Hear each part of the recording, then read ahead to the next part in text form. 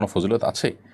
এ মাসের করণীয় বর্জনীয় সম্পর্কে জানাবেন। হিজরি নববর্ষ উদযাপনের শরীয়ত সম্মত পদ্ধতি কী?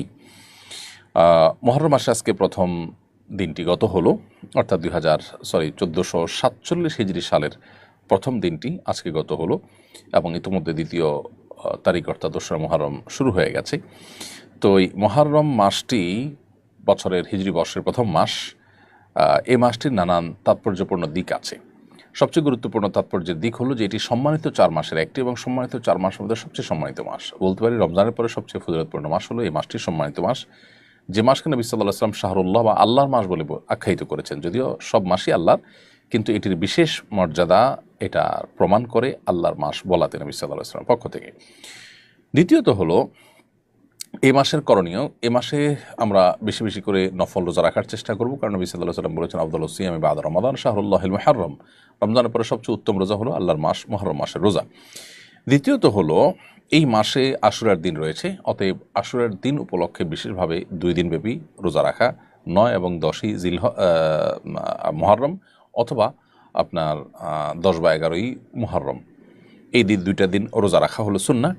এবং সেই সাথে এই দিনে আল্লাহ রাব্বুল আলামিন পূর্বের বিভিন্ন জাতিকে আল্লাহ তাআলা তাদের তওবা কবুল করেছেন, অনেককে আল্লাহ তাআলা উদ্ধার করেছেন, যেমন নাকি মূসা আলাইহিস সালামের নেতৃত্বে বনী ইসরাঈলকে আল্লাহ তাআলা বিপদ থেকে উদ্ধার করেছেন। তো আরও অনেক ঘটনা এই দিনে ঘটেছে, সেই কারণে দিনটি নানা কারণে তাৎপর্যপূর্ণ এই দিনটি রোজা রাখা। আর মুহররমকে কেন্দ্র করে নানা রকমের আমাদের দেশে বিভিন্ন রকমের হয়ে থাকে, বেদাত এবং অপসংস্কৃতি চলমান আছে, সেগুলো থেকে আমাদেরকে বিরত থাকতে হবে, যেমন মাতম তাজিয়া মিছিল ইত্যাদি করা।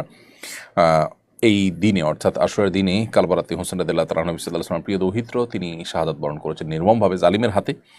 সন্দেহাতীতভাবে এটি আমাদের জন্য বেদনাদায়ক একটি অধ্যায়, কিন্তু সেটাকে কেন্দ্র করে সারা জীবন বা বছরকে বছর শোক পালন করা এটা শরিয়া সিদ্ধ নয়। নবী সাল্লাল্লাহু আলাইহি ওয়াসাল্লাম তার ওয়াফাতেও আমরা এই ধরনের শোক পালন করি না। সবচেয়ে বড় কথা হলো নবী সাল্লাল্লাহু আলাইহি ওয়াসাল্লাম নিজে পরিষ্কারভাবে বলেছেন যে 3 দিন পর আর কোনো শোক পালন করা যাবে না, সর্বোচ্চ 3 দিন পর্যন্ত শোক পালন করা চলবে।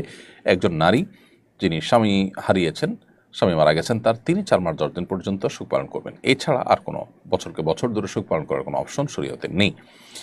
সেসব কারণে তাজিয়া মিছিল ইত্যাদি এবং শোকের পোশাক পরা, মাতম করা, নিজের দেহে নিজে আক্রমণ করা এবং আরও নানাবিধ আপনার বেদাত আমাদের সমাজে প্রচলিত আছে, সেগুলো মুহররমকে কেন্দ্র করে আমরা বর্জন করে চলতে হবে, কারণ এগুলো